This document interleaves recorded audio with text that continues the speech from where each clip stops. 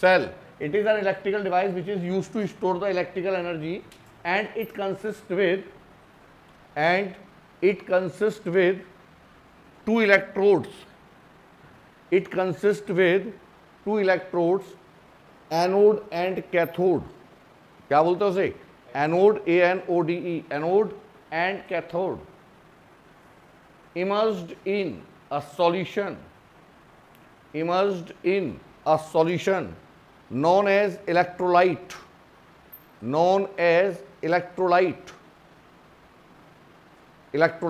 ठीक है, known as electrolyte. अब लिखिएगा internal resistance.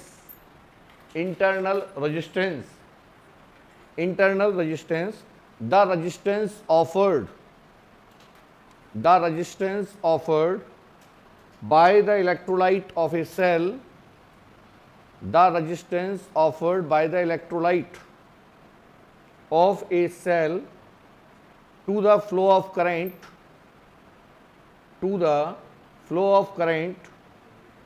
between its electrodes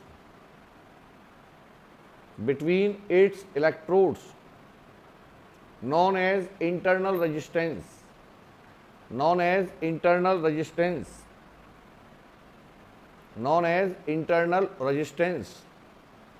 and denoted by small r. किससे डिनोट करते हो बच्चों हम इसे? Small r and measured in ohm. दोनों की यूनिट क्या होती है हमारी? चाहे वो कोई भी रेजिस्टेंस है, ऑलवेज मेजर्ड इन ओम. ठीक, अब बात करते हैं हम किसकी? मोस्ट इंपॉर्टेंट पॉइंट लिखिएगा. देयर आर फॉलोइंग, ये लिख लो, एक मिनट ये कर लो. The internal resistance depends on the following factors.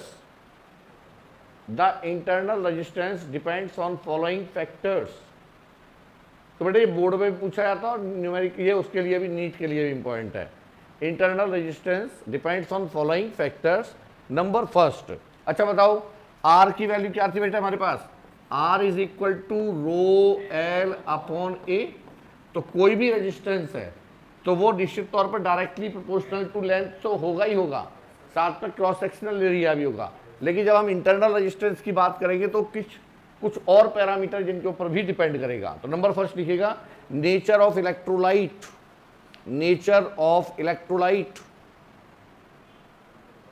Number second, nature of electrolyte. Number second, directly proportional to concentration.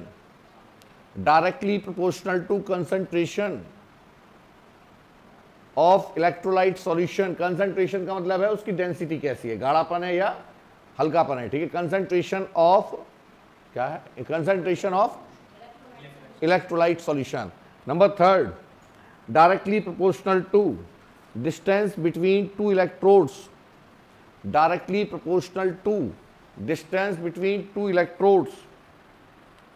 and inversely proportional to cross sectional area, common cross sectional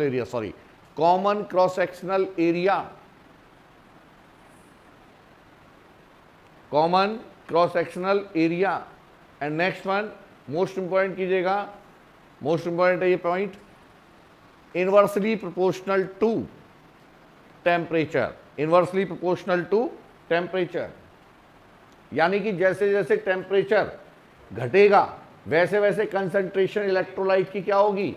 बढ़ेगी. जैसे हमारे पास लिक्विड है water, यदि हम उसके temperature को decrease करेंगे तो किस में कन्वर्ट होना शुरू हो जाएगी? आइस में, है ना.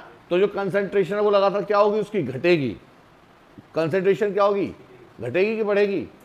बढ़ेगी. कंसंट्रेशन बढ़ेगी तो रेजिस्टेंस क्या होगा? बढ़ेगा. तो टेम्परेचर घटेगा तो रेजिस्टेंस बढ़ेगा. याद रखना, इनवर्सली प्रोपोर्शनल टू टेम्परेचर. अब देखो बेटे सुन, जैसे ये है हमारे पास, ये मान लीजिए दिस इज अ कंटेनर और उसके बीच में ये है हमारा electrolyte solution. This is electrolyte solution and two electrodes are placed in electrolyte. हमने मान लिया ये, अरे बात चीज है यार ये, ठीक है सुनो. अब क्या है ये? इलेक्ट्रोड. खुद भी दिमाग लगाया करो. ये क्या हमारा इलेक्ट्रोड, इन दोनों के बीच का सेपरेशन क्या है d, और इसका मैंने मान दिया सपोज, वैसे तो ये प्लेट इक्वल रखी जाती है, इक्वल क्रॉस सेक्शन, लेकिन हमने मान लिया सपोज एक प्लेट का सरफेस एरिया क्या है कम और एक प्लेट का सरफेस एरिया क्या है ज्यादा, ठीक। तो यदि इसका एरिया a है और इसका एरिया a1 है, तो जो दोनों का कॉमन एरिया होगा, जो दोनों का, उसके क्या होगा इनवर्सली प्रोपोर्शनल, उसके भाई r is equal to rho L upon a, directly proportional to length and inversely proportional to area, ठीक है। तो इसका मतलब इनवर्सली प्रोपोर्शनल टू एरिया।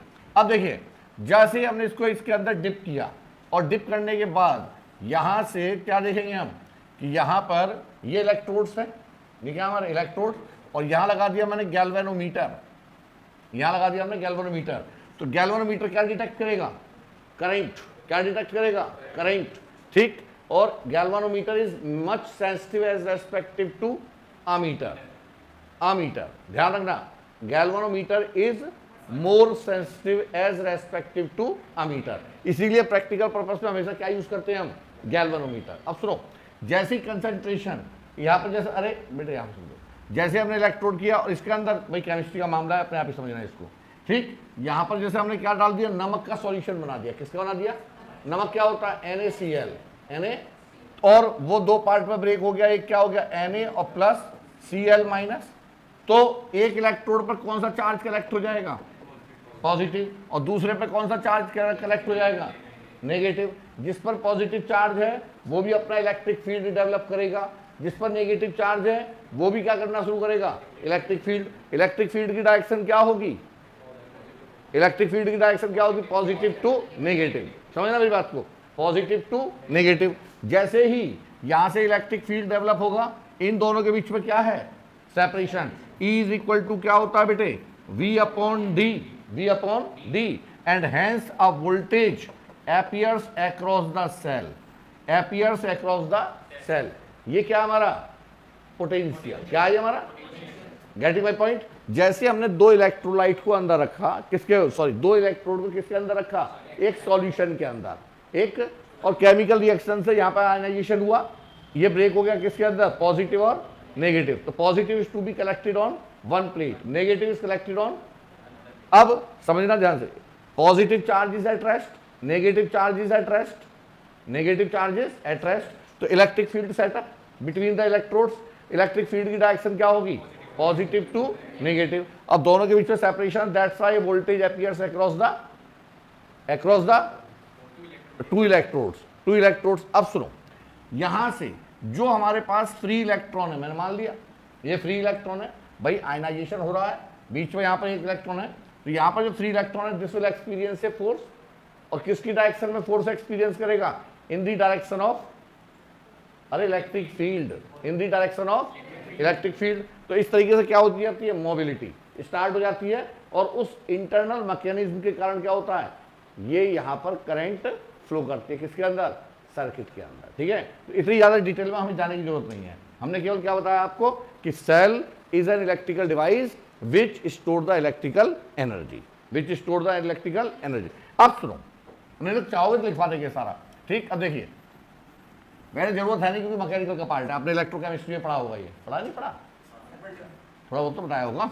अब देखो बेटे सुनो, ये यहां पर this is the symbolic representation of cell, symbolic representation of cell, and because of force experience by the electron, यहां पर जो भी EMF डेवलप होता है, क्या कहते हैं उसे, इलेक्ट्रोमोटिव फोर्स, क्या कहते हैं उसे, इलेक्ट्रोमोटिव फोर्स, क्योंकि इलेक्ट्रॉन लगातार क्या कर रहे हैं, मूव कर रहे हैं एक इलेक्ट्रोड से दूसरे इलेक्ट्रोड की तरफ, that's why current flow through the circuit, ठीक है। तो इसे कहते हैं electromotive force, and usually denoted by capital E, किसे डिनोट करेंगे हम इसे, and because electrolyte, because these electrodes are to be dipped into the electrode, and hence resistance offered, क्या होता है, resistance offered by the electrolyte. तो जो internal resistance है वो हमेशा इसके साथ दिखाया जाएगा, तो आप इसको ऐसे भी शो कर सकते हैं बच्चों, internal resistance, this is the internal resistance of the cell, means resistance offered by the electrolyte during the mechanism, during the internal mechanism. तो इसका रिप्रेजेंटेशन ये है, सेल के साथ हमेशा उसका क्या अटैच होगा, इंटरनल रेजिस्टेंस। या इसको ऐसे भी लिख सकते हैं बच्चों, या आगे एक तो रिप्रेजेंटेशन, या हम केवल एक सेल दिखा रहे हैं और उसके साथ E, R। E, R का मतलब है the EMF of the cell that is E and the internal resistance of the cell is R. Internal resistance always connected in series with the cell. Internal resistance हमेशा किसमें connect होगा, series में। समझ आ गया नहीं है, अरे आया नहीं आया समझ में। अब देखो यहाँ पर दो पॉसिबिलिटी है, क्या क्या है। जो हमारा ये सेल है ये क्या करेगा, या तो ये चार्ज होगा या ये डिस्चार्ज। जैसे कि हमारी मोबाइल फोन की बैटरी आगे बढ़ के ले लो, टूट जाएगी, 800 रुपए की है कुर्सी, अच्छा वो टूट जाए कोई बात नहीं। सुनो,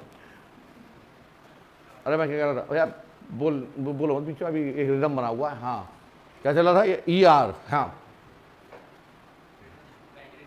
हाँ बैटरी क्या होगी, या तो बैटरी की प्रॉपर्टी, बीच में तुड़वाया मत करो, फिर मैं भूल जाता हूँ, मुझे ये कोई वो नहीं है, ध्यान नहीं रहता, फिर मुझे एक रिदम होता है ना, वो ब्रेक हो जाता है। Battery either can B charge और डिस्चार्ज, ये बैटरी की प्रॉपर्टी होती है ना, या तो बैटरी चार्ज होगी या बैटरी डिस्चार्ज। दूसरी बात, यदि बैटरी चार्ज हो रही है तो इसका मतलब कुछ बढ़ रहा है, बिल्कुल बेसिक समझना इसे, ठीक है। बैटरी चार्ज हो रही है तो कुछ बढ़ रहा है, तो बैटरी में क्या बढ़ेगा, एनर्जी बढ़ेगी। और क्या बढ़ेगा, लोहा लंगड़ भी बढ़ सकेगा उसमें थोड़ा बहुत। सुनो, ये क्या है, ई को किसमें मेजर करते हैं, electromotive force is to be measured in volt. किसमें मेजर करते हैं, वोल्ट, यानी कि वोल्ट के साथ वोल्ट ही तो ऐड हो सकता है बेटे। By the principle of homogeneity, the physical quantity of same unit either can be added और सब्ट्रैक्टेड। तो क्या बढ़ेगा, यदि हमने यहां पर करंट फ्लो किया, means current enters into the positive terminal. दो पॉसिबिलिटी है, या तो बैटरी के पॉजिटिव टर्मिनल में करंट एंटर करेगी या पॉजिटिव टर्मिनल से करंट बाहर निकलेगी, ठीक। या तो ये करंट सप्लाई करेगा सर्किट को, और या एक्सटर्नल सोर्स से करंट लेगा। जैसे हमारे पास मोबाइल फोन है, मोबाइल फोन जैसे जैसे आप काम करते रहोगे मोबाइल फोन डिस्चार्ज हो जाएगा। तो डिस्चार्ज किसके थ्रू हो रहा है, वो पूरे सर्किट को सप्लाई दे रहा था, हम लोग बातचीत कर रहे थे लगातार। तो जो पूरा एक्टिविटी चल रही है अंदर, है ना, जो एक एनर्जी को दूसरी एनर्जी में सिग्नल को ट्रांसफर कर रहा है, वो सब कौन करवा रहा है, बैटरी तो पूरे सर्किट को एनर्जी दे रहा है। तो जो बैटरी एनर्जी दे रही है, धीरे धीरे क्या हो जाएगी, बैटरी डिस्चार्ज हो जाएगी। अब जब बैटरी डिस्चार्ज होगी तो अब मैंने उसे किससे लगा दिया, चार्जर से। तो अब बैटरी क्या हो रही है, चार्ज। किससे हो रही है, because of external source, because of, भाई प्लग में लगाओगे तभी बैटरी चार्ज होगी, एक्सटर्नल सोर्स। तो जब बैटरी चार्ज हो रही है इसका मतलब बैटरी में करंट एंटर कर रही है, बैटरी में करंट एंटर करेगी, that's why a potential appears across the resistance. और बेटा ये क्या होगा, V is equal to I into R. अरे पोटेंशियल क्या होता है, V is equal to I R according to Ohm's law, according to. तो जब बेटा बैटरी चार्ज होगी तो कुछ बढ़ेगा, क्या बढ़ेगा, E में V ऐड हो जाएगा, E में V ऐड हो जाएगा, यानी कि IR ऐड हो जाएगा। क्या बढ़ जाएगा, IR। कौन सा V है ये है potential across the internal resistance. और इन दोनों जो ये सिरे हैं इन्हें कहते हैं टर्मिनल्स, क्या बोलते हैं इन्हें।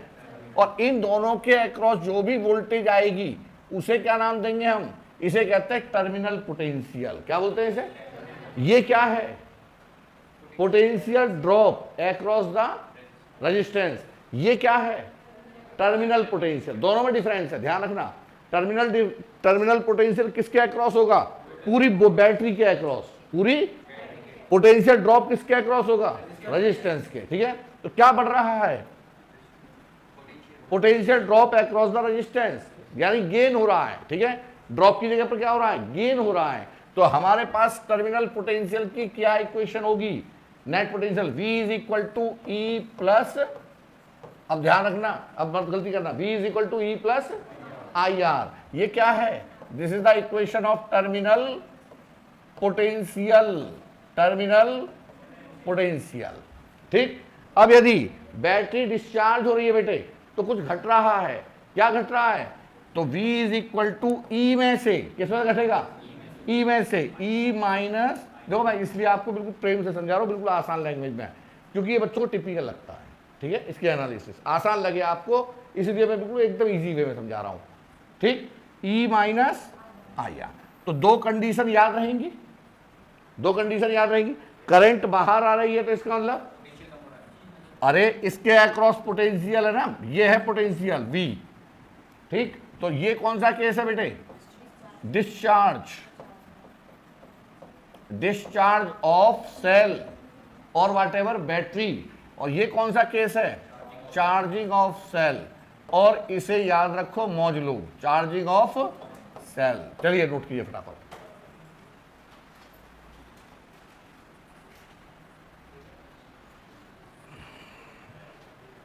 अरे इसी चीज को मैं इस तरीके से पढ़ा सकता हूं, तुम्हारे दिमाग में धुआं निकल जाए, समझ में तब भी नहीं आने की,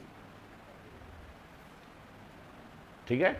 हाँ याद रखना आप कि चार्ज होगी तो कुछ बढ़ रहा है, तो बढ़ रहा है वो किसके अक्रॉस बढ़ेगा, टर्मिनल के, ठीक है। किसके अक्रॉस बढ़ेगा, टर्मिनल के। किसके साथ जुड़ेगा, ई के साथ।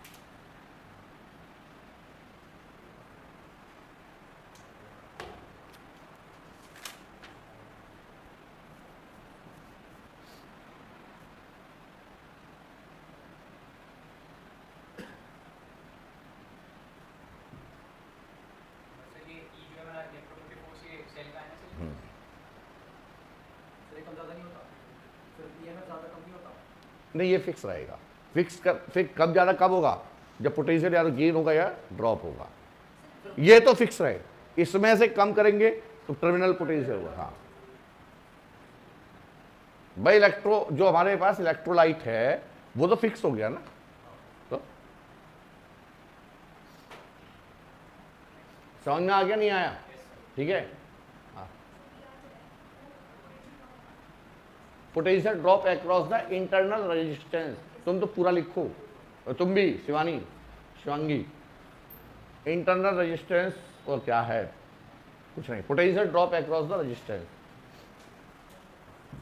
अब लिखिएगा grouping of cell, grouping of cell most important कीजिएगा for your NEET exam, JEE exam, board exam, ठीक है, तीनों के लिए। ग्रुपिंग ऑफ सेल, ये तो हो गई बेटे एक सेल की बात, बस जल्दी जल्दी करो, 1 मिनट 2 मिनट नहीं है,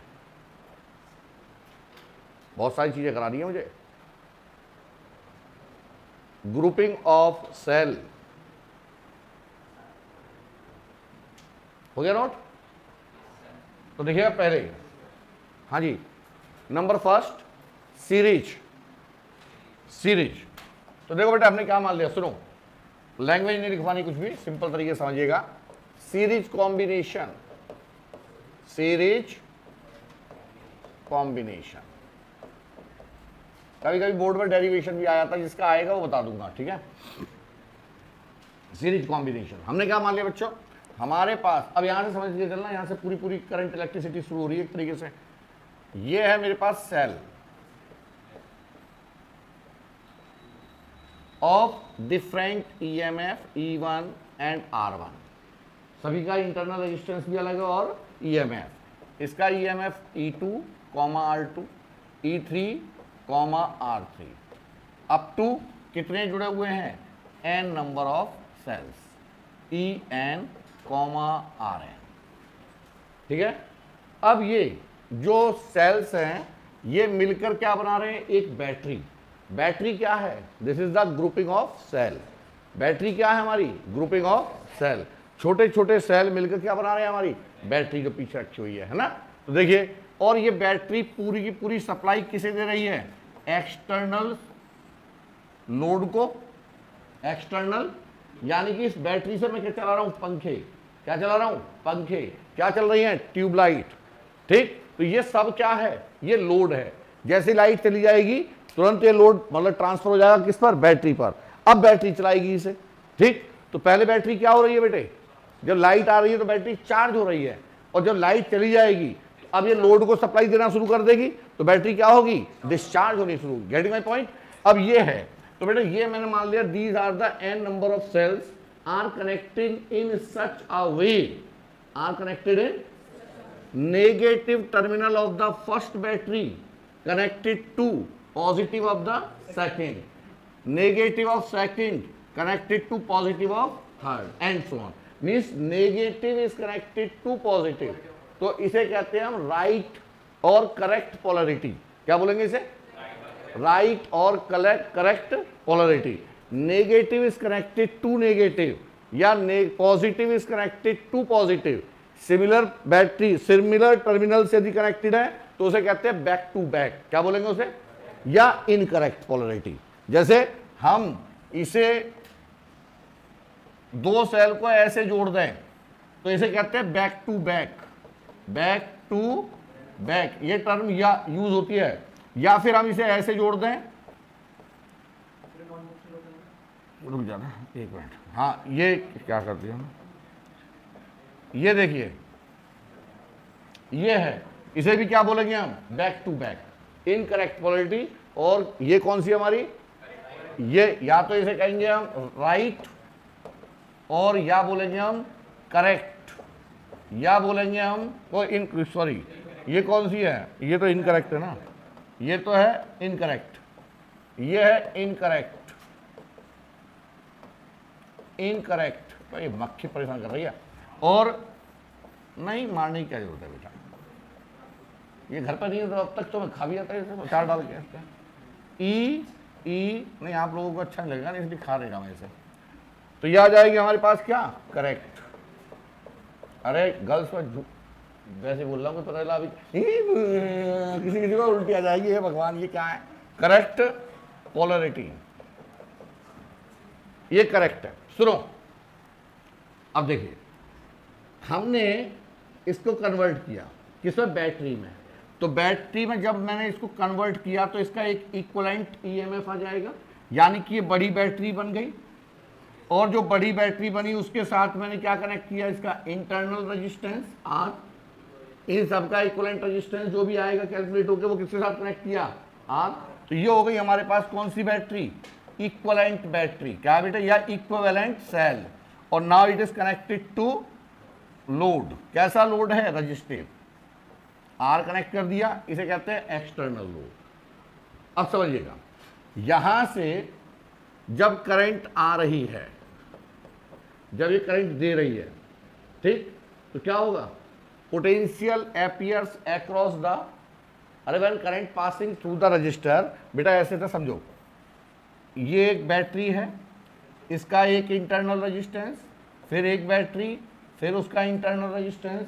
अब यहां से करंट आ रही है, ठीक है? क्या है? अरे कुछ नहीं, सुनो, ये करंट आ रही है यानी बैटरी के पॉजिटिव टर्मिनल से करंट आ रही है। When the current passing through the resistor, अब voltage appears across the resistor, इसे क्या बोलेंगे हम? Voltage drop. Voltage drop. तो इस वाली बैटरी के अक्रॉस वोल्टेज ड्रॉप कितना होगा? हाँ कितना होगा? IRN। इसके अक्रॉस कितना होगा? IR3। इसके अक्रॉस, इसके अक्रॉस, क्या कर रहे हो? नहीं कुछ बोलना चाह रहा है, ये बोलना बोल।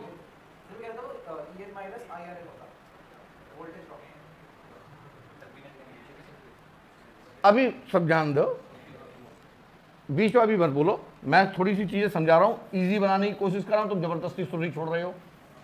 सुनो पहले, फिर बाद में करना, नहीं समझ में आए तब करना। देखो जो चीज टिपिकल है मैं उसे इजी बनाने की कोशिश कर रहा हूं। तो ये हमने मान लिया, ये हमारे पास पहले कितने सेल थे? n। इसको मैंने किस में कन्वर्ट किया? E में। तो जरा बताओ इसमें करंट कितनी है? I। तो इसके अक्रॉस टर्मिनल पोटेंशियल कितना होगा? अभी रेजिस्टेंस हटा दो, मैं कह रहा हूं इसके अक्रॉस यहां से यहां तक टर्मिनल पोटेंशियल कितना होगा बेटे? बोलो बच्चों कितना होगा? V is equal to E minus IR। अरे बैटरी डिस्चार्ज हो रही है, कैसे पता चला?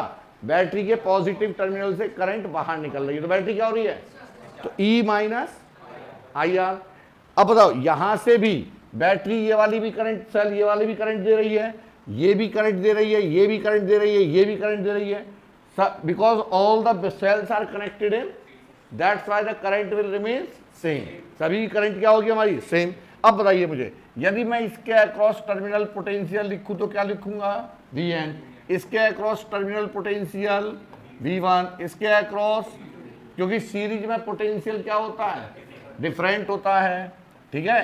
तो इस तरीके से तो नेट पोटेंशियल मींस इस वाले टर्मिनल से लेकर, इसकी बात नहीं कर रहा मैं, छोड़ो भाड़ जान दो इसे, ठीक है। नेट पोटेंशियल लो, इसे भी हटा दे रहा हूं लोड वगैरह को, ठीक है। यह आ गया हमारे पास अब तो, ठीक है। यहां पर नेट पोटेंशियल कितना हो गया, V। नेट पोटेंशियल कितना हुआ बेटे, V। तो नेट पोटेंशियल को क्या लिखूंगा मैं, V is equal to E1 minus IR1 plus, वही potential is a scalar quantity, plus E2 minus plus EN minus IRN। अरे आया नहीं आया समझ में, पोटेंशियल क्या है हमारी, स्केलर, तो E1 माइनस IR1। अब अरेंज कीजिए, कितना हो जाएगा, E1 प्लस ये E2 आएगा, सॉरी ये E2 है जी, तो यह आएगा E2 माइनस, तो E1 plus E2 plus E3 up to EN। अरे EMF जो पोटेंशियल कैसी क्वांटिटी है, स्केलर, तो EMF भी कैसी है, स्केलर, सभी ऐड हो जाएंगे। माइनस कॉमन ले लें सब में से, I कॉमन आ गया तो बेटे क्या बचा, R1 plus R2 plus R3 up to RN। और V की वैल्यू क्या है, नेट पोटेंशियल, V क्या है, और नेट पोटेंशियल की वैल्यू किसके बराबर है, E माइनस IR के इक्वल। तो ऑन कंपेयर मैं जैसे यहां लिख दूं, V is equal to E minus IR, E minus IR on compare, on compare. तो बेटा E इक्वलेंट कितना हो गया, when the batteries are connected in same polarity, E1 plus E2 plus E3। जो रोल यहां पर E का है वो रोल इसके इक्वलेंट EMF का है, तो क्या आएगा, E1 plus E2 plus E3 up to EN। This is the equivalent EMF when n number of cells are connected in series. और R इक्वलेंट कितना हो जाएगा बच्चों, R1 plus R2 plus R3, सही है। वैसे भी जब सीरीज में रेजिस्टेंस जुड़े होते हैं तो रेजिस्टेंस क्या होता है, R1 प्लस। तो ये हो गया मेरा डेरिवेशन किसका, सीरीज कॉम्बिनेशन का। This is the symbolic representation. एक सेल है और सेल के साथ क्या कनेक्ट कर दिया मैंने, ये उसकी इनहेरेंट प्रॉपर्टी है। जैसे हर कंडक्टर के अंदर कुछ ना कुछ रेजिस्टेंस होगा, ऐसे हर सेल के साथ उसका अपना एक रेजिस्टेंस है, ठीक है।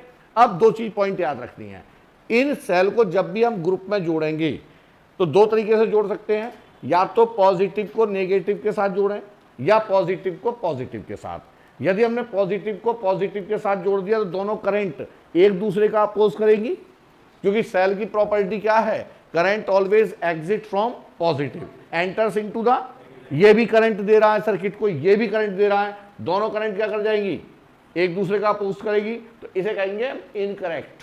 क्या करेंगे इसे, और यदि ये नेगेटिव, ये पॉजिटिव है, इसको नेगेटिव के साथ कनेक्ट किया, आगे वाला फिर पॉजिटिव, इसका मतलब क्या है कि ये भी करंट इसी डायरेक्शन में दे रहा है, ये भी करंट इसी डायरेक्शन में दे रहा है, दोनों करंट एक दूसरे का फेवर करेंगी और पूरे सर्किट को कंबाइंड करंट देंगी, कंबाइंड करंट देगी। और वो कंबाइंड करंट कहाँ मिलेगी मुझे, यहाँ आके, अरे ओवरऑल पूरी करंट बनाएगी ये।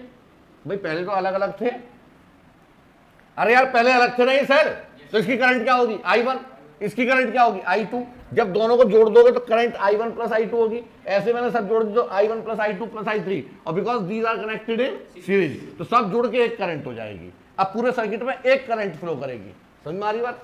तो अब यहां पर जैसे करंट फ्लो होगा तो इसका मतलब क्या होगा, voltage will appears across the internal resistance. Internal resistance, इसके अक्रॉस इंटरनल रेजिस्टेंस क्या आएगा, I इंटू R1। I तो सभी के लिए कॉमन है, तो इसका टर्मिनल पोटेंशियल क्या होगा, टर्मिनल पोटेंशियल की वैल्यू हम किसके बेस पर निकालेंगे, on the basis of charging and discharging.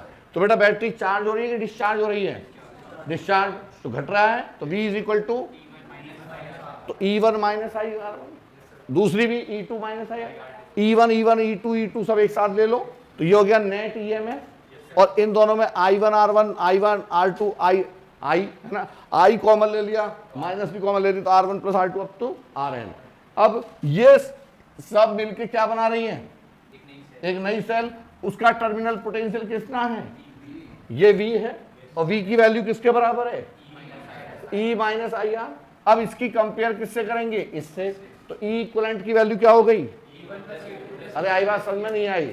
और R इक्वलेंट की वैल्यू क्या हो गई? डन। अब ऐसे सुनो, यदि हमने यहां क्या किया, एक बैटरी को मैंने ऐसे कनेक्ट किया, ये है E1 और ये है E2, तो यहां याद रखना पड़ेगा E1 E2 से बड़ा है कि E2 E1 से बड़ा है। तो जिसकी EMF ज्यादा होगी वही सर्किट को क्या करेगा? सप्लाई देगा। सप्लाई जैसे कि एक बड़ी वाली बैटरी है और एक मेरे मोबाइल की बैटरी है।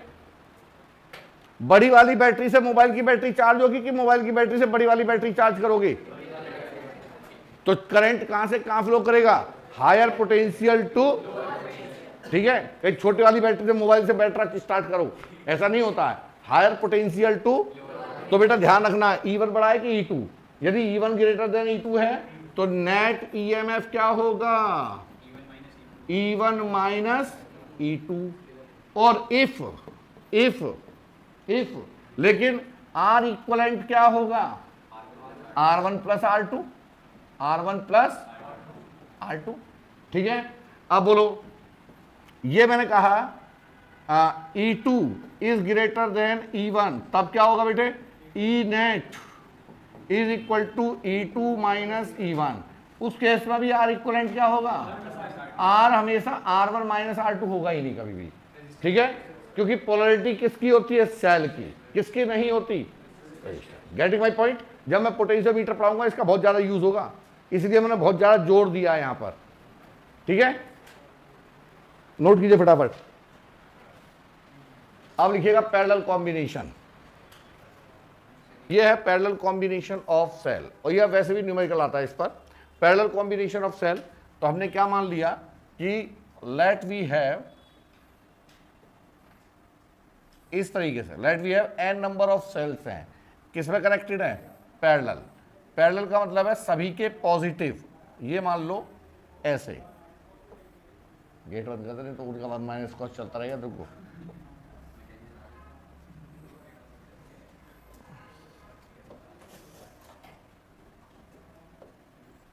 नहीं, फिर मेरी आवाज जाएगी ना तो वो डिस्टर्ब हो जाएंगे। देखिए ये आ गया, तो यहां पर हमने मान लिया इसका EMF क्या है? इसका EMF E1 है और इसका इक्विवेलेंट मतलब इंटरनल रेजिस्टेंस R1, इसका EMF E2 और R2, और बेटा यहां पर n नंबर ऑफ सेल्स हैं, यानी कि ये En है और ये कॉमा Rn, ठीक है। एंड टोटल सेल मिलकर सप्लाई किसे दे रहे हैं? इस एक्सटर्नल लोड को। This is the resistive load, इसे कहते हैं रजिस्टिव लोड। क्या बोलते हैं इसे? यानी कि रेजिस्टेंस लगा दिया एक्सटर्नल सर्किट से। तो अब देखिए यहां से ये सेल अपनी करंट देगा I1, ये अपनी सेल करंट देगा I2, because in parallel the current differs and terminal potential remains same. यहां से कितनी करंट आएगी? I3 और ये IN, और ये सभी करंट ऐड होके ये टोटल करंट कितनी आएगी? I, ठीक है। अब because these are connected in parallel, that's why the terminal potential across each cell will remains same। सभी के across terminal potential क्या रहेगा मेरा? सेम, ठीक है। तो लिख लीजिएगा दो line, let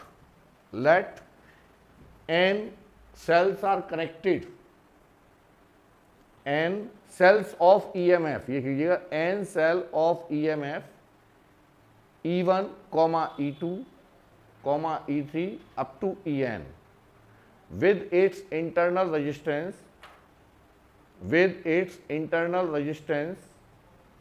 R1, R2, R3 up to Rn। E minus, इसलिए धोखे में मत रहना, E minus V upon R, ये लिख दिया हमने। तो बेटा हम इसे क्या लिख सकते हैं? E minus V upon R is equal to E1 upon R1 minus V upon R1 एक ब्रैकेट में, plus E2 upon R2 minus V upon R2 up to En upon Rn minus V upon Rn, ठीक है। Arrange the value, arrange the value, तो by arranging the value हम क्या लिख सकते हैं, E upon R minus V upon R, अरे इसको लिख सकते हैं ना, E minus V upon R, E upon R minus V upon R is equal to बेटा E1 upon R1 plus E2 upon, यानी कि EMF को मैंने एक साथ कलेक्ट कर लिया, E3 upon R3 up to En upon Rn plus minus common ले लो, देखो सब में माइनस आ रहा है, माइनस कॉमन, और क्या कॉमन आ रहा है, V कॉमन आ रहा है, ठीक। तो क्या लिख सकता हूं मैं, V common bracket 1 upon R1 plus 1 upon R2 plus 1 upon R3 up to 1 upon Rn, 1 upon Rn। Are you getting my point, ठीक है। अब ऑन कंपेयरिंग, ऑन कंपेयर हम क्या लिखेंगे, E equivalent upon R equivalent, ये R equivalent है बेटे, ये E equivalent upon is equal to E1 upon R1 plus E2 upon R2 plus E3 upon R3 up to En upon Rn। So that's why E equivalent की value क्या होगी बच्चों, E equivalent is equal to R equivalent E1 upon R1। देखो इतना समझाने के बाद बाद में मत पूछना सर ये कैसे आया, R3 माइनस, वो माइनस नहीं है, En upon Rn। This is the expression of E equivalent when n number of batteries are connected in parallel। Clear. अब ऐसे बेटे इसकी कंपेयर इससे कर दें तो क्या आ जाएगा, V upon R equivalent is equal to V bracket 1 upon, अरे माइनस से माइनस कैंसिल आउट हो गया ना, तो 1 upon R1 plus 1 upon R2 plus 1 upon R3 up to 1 upon, हाँ पीछे पंखा बंद कर दो तुरंत, दोनों, हाँ दोनों बंद कर दो, बस शाबाश, यही बंद कर दो, पढ़ाई जरूरी है, पंखा जरूरी नहीं है। चलो देखो हाई हो गई होगी बैटरी, सुनो, हाँ हो गया ना, शाबाश। V से V कैंसिल, आज 1 घंटा एक्स्ट्रा पढ़ेंगे, ठीक है। तो क्या आ जाएगा, 1 upon R equivalent 1 upon R1 plus 1 upon up to 1 upon Rn, and हाँ दरवाजे दोनों खोल दो, हवा पास हो जाएगी। Grouping of cell, let n number of cells, n number identical cell, अब लिखिएगा identical, n number of identical cells, identical cell bracket में कीजिएगा E and R, means EMF क्या बेटे, E कॉमा R, मीन्स हर एक का EMF कितना है E, और इक्वलेंट वो इंटरनल रेजिस्टेंस क्या है R। N identical cells are connected in series, are connected in series and in m number of rows, and in m number of rows, ROWS, rows forms a battery of equivalent EMF, forms a battery of equivalent EMF and internal resistance,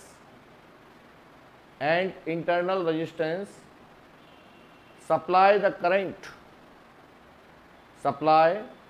current to external resistor capital R, as in figure, as in, तो ये derivation कई बार पूछा गया है, तो इसलिए आपके लिए इंपॉर्टेंट है। देखो किस तरीके से हमने मान लिया बेटा, ये है let n number of cells, identical cells, n number of identical cells are connected in m rows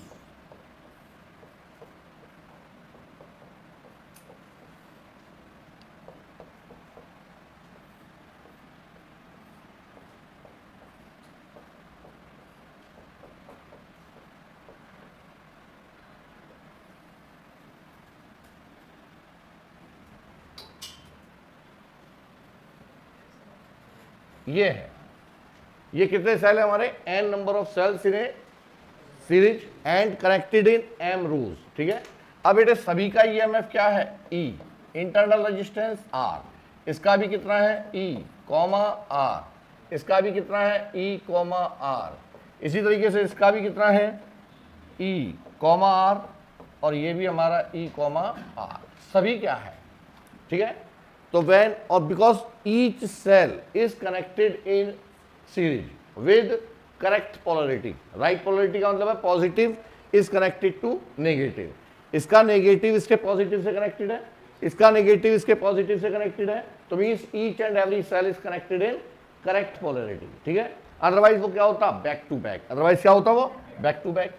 अब because each cell have same EMF and are connected in series, तो बताओ बच्चों इसका इक्विवेलेंट ईएमएफ कितना आएगा, n number of cells are connected in series, identical, सबका EMF E है, तो E plus E plus E plus up to n, तो कितना हो जाएगा n इंटू E, कितना हो जाएगा, तो इसका मतलब अरे भाई E में E जोड़ते चले जाओ n नंबर तक, तो इसका इक्विवेलेंट ईएमएफ क्या आएगा Ne, और साथ में when resistors are connected in series, तो R1 plus R2 plus R3 plus, और सभी की वैल्यू इक्वल है, तो क्या हो जाएगा n into R, equivalent EMF कितना हो जाएगा n इंटू आर। अरे नहीं आई बात समझ में, when resistors are connected in series, तो इक्वलेंट वो इक्विवेलेंट रेजिस्टेंस क्या होता है R1 plus R2 plus R3, और हर एक की वैल्यू क्या है हमारी R, तो टोटल कितना हो गया NR। भाई यदि सुनो सब नहीं आई बात समझ, यदि 100 सेल है, एक का ईएमएफ E है, तो 100 का कितना होगा 100 इंटू E, तो n सेल है तो n का कितना होगा, एक का रेजिस्टेंस R है तो 100 का कितना होगा, तो n का कितना होगा NR, सिंपल सी बात है। अब इसी तरीके से आप लोगों की बुद्धि वास्तव में बहुत छोटी है, Ne, NR, Ne, NR, ठीक। And now this connected to the external resistor, इसको मैंने किससे कनेक्ट कर दिया, एक्सटर्नल रजिस्टर, तो यानी कि ये सभी सेल, बेटे ये सभी सेल क्या है, ये पूरी एक सीरीज है, कंबाइंड होकर क्या बना रही है, एक battery. And now this supply the current I1, ये कितनी करंट दे रही है I2, लेकिन सभी वैल्यू बराबर होंगी क्योंकि सभी के आइडेंटिकल सेल हैं, और ये कितनी दे रही है, तो यानी कि टोटल करंट कितनी आ रही है बेटे यहाँ पर I, कितनी करंट है I, ठीक, टोटल सप्लाई करंट कितनी है हमारी I। अब इसका निकालना मुझे इक्विवेलेंट ईएमएफ, कैसे निकालेंगे, तो देखिए सिंपल एनालिसिस करनी है कि n number of cells are connected in m rows, तो बताइए क्या चीज सेम रहेगी,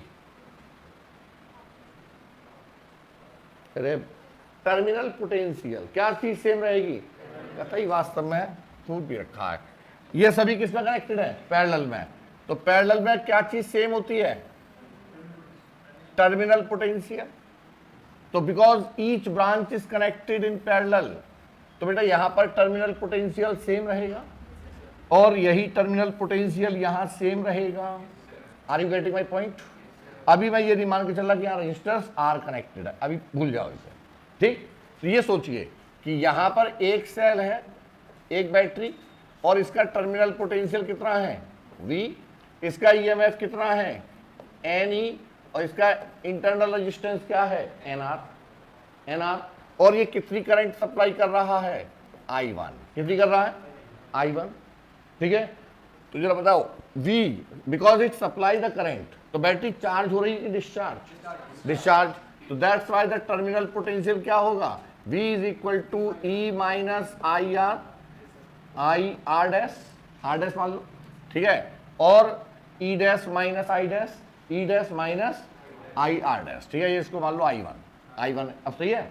तो टर्मिनल पोटेंशियल क्या होगा E डैश की वैल्यू कितनी है, E dash is equal to NE और R dash is equal to NR, तो क्या आ जाएगा terminal potential V is equal to, बोलो V is equal to NE minus I1 into NR। एक मिनट मैं वो देख ले रहा हूँ जो डेरिवेशन पूछा गया था एग्जाम में, है ना, पता चला मैंने पूरी खामे खाए एनालिसिस करा हमारी, एक मिनट क्योंकि ज़्यादा लंबा भी हो जाएगा ना ये। जितना पूछा गया उतना ही कराने की जरूरत है, और उतना ही एग्जाम में आता है हर जगह पर। हमें क्या जरूरत है इतना लेंथी खींचने की, उससे बढ़िया हम नंबर ऑफ न्यूमेरिकल कराएंगे ना फिर आपको। ठीक है, इतने की जरूरत नहीं है बेटे, इतने की जरूरत नहीं है, सॉरी, जितना कराया गया है उतने की जरूरत है। देखिए सुनो मेरी बात को ध्यान से, केवल ये पूछा कितनी करंट आएगी, ठीक है। अब यहां से ये सारी करंट मिलकर कितनी पहुंची, आई तक। तो जरा बताइए इसका नेट ईएमएफ कितना है, इसका कितना है, इसका कितना है, तो सभी का ईएमएफ कितना होगा, एन ई, है ना। तो इक्विवेलेंट ईएमएफ कितना हो गया, एन इंटू ई, कितना हो गया। अरे बेटा देखो इसका ये सभी किसमें कनेक्टेड है, पैरेलल में, तो नेट ईएमएफ सभी का क्या है, सेम, ठीक है। तो नेट ईएमएफ कितना आ गया हमारा, एन ई, और because number of resistors are connected in parallel, तो नेट इक्विवेलेंट रेजिस्टेंस कितना आएगा, 1/nr प्लस, ठीक है। तो देखिए net EMF is equal to n E net resistance, अरे रुक जाओ, उसे मत देखो कुछ भी, net resistance for m rows, तो बेटा क्या आएगा, 1/r डैश, 1/r डैश। अरे पैरेलल में वोल्टेज तो सेम होता है ना, तो पैरेलल में वोल्टेज सभी का सेम है, एनी, लेकिन क्या चीज डिफर कर रही है, रेजिस्टेंस। क्या आएगा, 1/nr plus 1/nr up to m/nr, कितनी रोज है, m रोज है। तो r डैश की वैल्यू कितनी आ गई बेटे, r dash is equal to, बोलो, nr/m, r dash is equal to nr/m, नहीं है समझ में, ठीक। अब ये मान लो कि हमारे पास ये बैटरी है और इसका ये इंटरनल रेजिस्टेंस है, now it supply the current to the external resistance, ये बन गया इसका इक्विवेलेंट सर्किट। ये क्या हो गया इसका, तो इसका ईएमएफ कितना है, एनी, और इसका इंटरनल रेजिस्टेंस आर डैश, जिसकी वैल्यू कितनी है, nr/m, और ये क्या है, r। तो अब बताइए करंट यहां से यहां आ रही है, तो करंट की वैल्यू क्या होगी, what is the value of current. तो करंट क्या हो जाएगी बच्चों, यहां से करंट क्या होती है, E net upon R net, अरे I is equal to E upon R, I is equal to V upon, और वी क्या रोल प्ले कर रहा है, ईएमएफ, तो ई नेट अपॉन, अब जब भी सेल की बात करेंगे तो फार्मूला क्या याद रखेंगे आप, I is equal to E net upon R net, E net upon R net. E net की वैल्यू कितनी है, एनी, और आर नेट की वैल्यू क्या है, बोलो, R net, because these two resistors are connected in series. ये किसमें कनेक्टेड है, अरे करंट ऐसी तो सर्कुलेट कर रही है, तो आर नेट कितना हो जाएगा, आर प्लस nr/m, nr/m। तो बोलो बेटे क्या आएगा, इसे सॉल्व कर ले तो ये आ जाएगा nme/mr plus nr, this is the value. बस यही आपको ड्राइव करना है कि how much current to be supplied when n number of cells connected in series in m rows. तो कितनी करंट आएगी, I is equal to nme upon nr plus mr, nr plus, ये फार्मूला आप याद रखेंगे। डायरेक्ट फार्मूले पर NEET में क्वेश्चन आया, डायरेक्ट एम्स में आया, डायरेक्ट ही फार्मूले पर जेईई मेंस में आया, और डेरिवेशन कहाँ पूछा जाएगा, बोर्ड में, ठीक। अब तो बोर्ड में ऑब्जेक्टिव भी आ रहे हैं, तो डायरेक्ट फार्मूला याद रखना है। बोर्ड में यदि ऑब्जेक्टिव होता है क्या आएगा, I is equal to nme upon nr plus mr। समझ में आ गया, नहीं आया, देखो दोबारा समझो, ये कितनी बैटरी है, n नंबर ऑफ बैटरी है, हर एक कैसी बैटरी है, आइडेंटिकल, हर एक का ईएमएफ क्या है, सेम। जब सेम ईएमएफ है तो इस पूरी ब्रांच का ईएमएफ कितना हुआ, एनी, कितना हुआ, एनी। ऐसे इस वाली ब्रांच का भी कितना हुआ, एनी, ऐसे इस वाली ब्रांच का भी कितना होगा, एनी, ठीक। तो ओवरऑल पूरी इस सेल का कितना हुआ, एनी। तो because these any number of cells are connected in parallel, और चूंकि ये सभी आइडेंटिकल है तो इसका मतलब टोटल ईएमएफ कितना होगा, एनी, टोटल ईएमएफ कितना होगा, एनी। लेकिन when the resistors are connected in parallel, so that's why we have to calculate the equivalent resistance। और जब R resistance मतलब resistance are connected in parallel, तो equivalent resistance क्या होता है, 1/r plus 1/r1 plus 1/r2 plus 1/r3। अरे 1/r is equal to 1/r1 plus 1/r2 plus 1/, तो बताओ equivalent resistance R dash 1/r dash is equal to 1/nr इस वाली branch का कितना एन आर, इसका कितना एन आर, इसका कितना एन आर, तो एम का कितना होगा m upon n R, m upon, तो दैट्स वाई आर डैश की वैल्यू कितनी हो गई, इसको उल्टा कर दो, n R upon m, n R upon, अब एक सेल बनाइए, यानी कि एक इक्विवेलेंट सर्किट हो गया। उस इक्विवेलेंट सर्किट में सेल का नेट ईएमएफ कितना है एन ई, नेट रेजिस्टेंस कितना आ गया n R, internal resistance n R upon m. अब इसको किससे कनेक्ट कर दिया मैंने, एक्सटर्नल रेजिस्टेंस से, जिसको ही सप्लाई दे रहा है, तो करंट की वैल्यू क्या आएगी, करंट क्या होता है I is equal to V upon R. याद करके बस छुट्टे हो क्या है, चलिए नोट कीजिए से।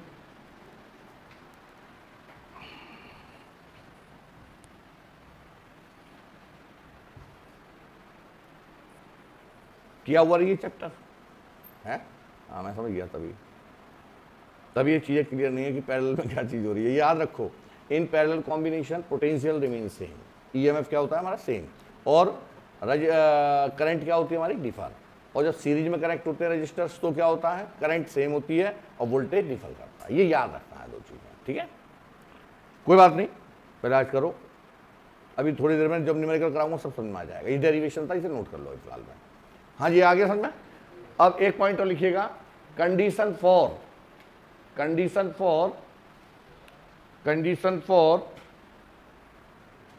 Maximum current, condition for maximum current, यानी कि ये सेल कब मैक्सिमम करंट देगा, तो उसके लिए क्या है, देखो ये करंट है, ये करंट, ये मैक्सिमम कब देगा, जब ये वैल्यू मिनिमम हो जाए। अरे देखो I is inversely proportional to resistance, तो ये मिनिमम हो जाए। जब हम सॉल्व करते तो क्या आती है कंडीशन कि load resistance is equal to source resistance. क्या लिखेगा, कंडीशन फॉर अभी भी लिख लो जो मैं लिख पा रहा हूं, कंडीशन फॉर मैक्सिमम करंट, लिखा है फॉर मैक्सिमम करंट, अभी भी आ रही है, नहीं आ रही ना अब तो है, अरे आ रही है तो कोई बात नहीं, दोनों गेट खोल दो, छुट्टी थोड़ी देर में निकल जाएगी, बसी हुई है ना, इसलिए ये वाला गेट खोल दो, ये वाले, वो इसीलिए आ रही है, पीछे भी खोल दो। हाँ जी, for maximum current the source resistance must be equal to load resistance, source resistance must be equal to load resistance, ठीक है। तो बेटा ये जो आ रही है वैल्यू, ये देखो, ये जहां इंटरनल रेजिस्टेंस है इसे कहते हैं हम सोर्स रेजिस्टेंस। क्या बोलेंगे इसे, क्यों, क्योंकि सप्लाई सोर्स से कनेक्टेड है। इंटरनल रेजिस्टेंस किसका है, अरे सोर्स का, किसका है, तो एन आर, और लोड रेजिस्टेंस कौन सा है, ये जिसको सप्लाई दे रहे हैं। तो यदि ये दोनों वैल्यू आपस में इक्वल हो जाएं तो वही क्या है हमारी मैक्सिमम करंट की कंडीशन। तो बेटा मैक्सिमम करंट में ये क्वेश्चन आया हुआ है पूछने के लिए, फॉर मैक्सिमम करंट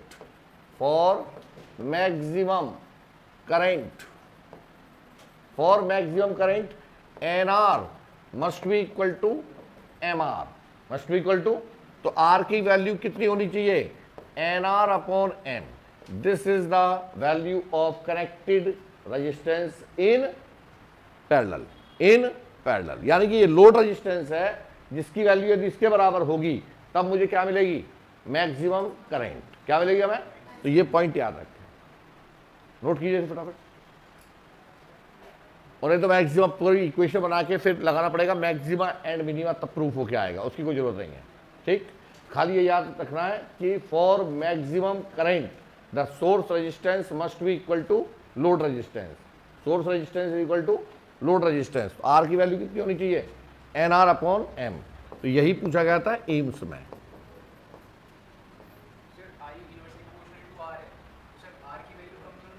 बेटा ये कंडीशन निकल के आएगी, ये मैक्सिमा और मिनिमा निकालेंगे, इसका एक वेरिएबल लगाएंगे, फिर डिफरेंशिएट करेंगे, डिफरेंशिएट की वैल्यू को 0 पुट करेंगे, फिर डबल डिफरेंशिएट करेंगे, फिर उसका साइन चेक करेंगे, नेगेटिव आएगा तो मैक्सिमम होगा, पॉजिटिव, तो लंबा प्रोसीजर है, ठीक। पूछा खाली ये आता है what is the condition for maximum current, तो कंडीशन फॉर मैक्सिमम करंट क्या है, n R must be equal to m R, ठीक है। जबरदस्ती पूरे देने से कोई फायदा नहीं है, मेरे कुछ नहीं है, मैं तो करा दूंगा अभी, n R is equal to must be equal to m R, ये याद रखना है आपको। तो बस इस तरीके से आपका सेल का जो कंसेप्ट था वो कंप्लीट हो चुका है। तो पहले पैरेलल में जरा बताओ क्या था हमारा, equivalent is equal to R equivalent into E1 upon R1 plus E2 upon R2 plus E3 upon R3 ठीक है, और आर इक्वलेंट क्या आएगा, 1/r equivalent is equal to 1/r1 plus 1, याद है, तो कल वाला। तो इस तरीके से हमारा पूरा का पूरा ये क्या कंप्लीट हो गया, सेल।